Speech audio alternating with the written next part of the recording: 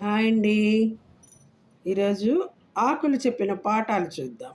ఒకటి మామిడాకు. ప్రతి శుభకార్యంలోనూ నేను తప్పనిసరి, నేను లేనిదే ఈ శుభకార్యం జరగదు అంది గర్వంగా. దేవుడు చిన్నగా నవ్వాడు.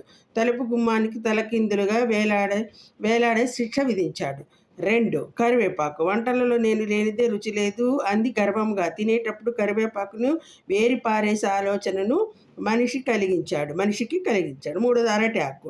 ఈ మనుషులు భోజనం చేయడానికి నన్ను వాడతారు, నేను మీకంటే గొప్ప అని అన్నది. దేవుడు ఆలోచించాడు. అరటి ఆకు తిన్న తర్వాత దాని బ్రతుకు చెత్త కుప్పలు పడేటట్లు చేశాడు.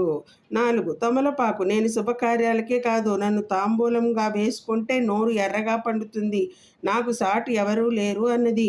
దేవుడు దాని పగరు అణచాలనుకున్నాడు. తమలపాకు నమిలి రసం మింగి తర్వాత బయటకు ఉమ్మేసేలా చేశాడు.